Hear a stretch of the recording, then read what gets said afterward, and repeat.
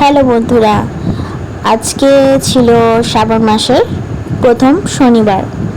তো কারা কারা এই শনিবারে বড় বাবার বার করো সেটা বলো কমেন্টে। তো আজকে আমি প্রথম বারটাই করলাম, আমি করি। তো আমি বাপের বাড়িতেও করতাম মায়ের সাথে, আর এখানে শাশুড়ি মায়ের সাথেও করি। তো প্রথমটাই করছি, আর সঙ্গে সিন্নি করছি। তো সিন্নির জোগাড় করছি সকাল থেকে।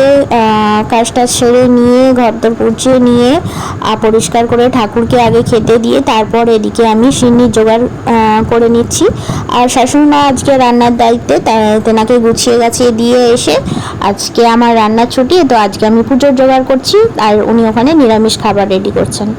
তো এদিকে ফল টল কেটে নিয়েছি, আমি এদিকে সিন্নির জোগাড় করছি প্রথমে। আর আমি সিন্নিটা না আটা ময়দা পাইল করেই করি। কে কীভাবে সিন্নি করো একটু কমেন্টে জানিও।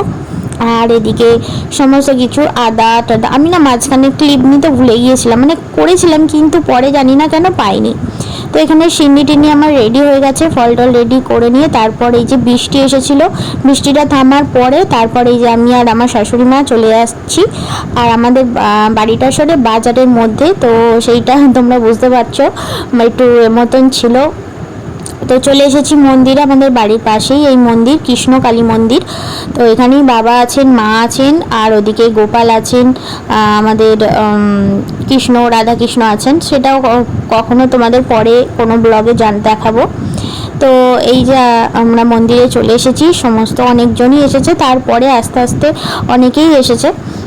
তো চলো পুজোটা দিয়ে নেওয়া যাক। তো দেখি কটা করতে পারি, এবছর তো 5টা পড়েছে। তো কারা কারা করো অবশ্যই জানাবে কিন্তু কমেন্টে। তো বাড়ি ফিরে এসেছি। আর এটা আমার বাড়ি আসার আগে হচ্ছে মন্দিরের, এই দেখো মন্দিরের পাশ থেকে না একটা খাল চলে যায়, যেটা বড় খাল, যেটা আমাদের বাড়ির পাশ দিয়েও যায়। তো মাঝে মাঝে এমন কালো জল দেয়, আর মাঝে মাঝে কখনো পরিষ্কার জল আসে।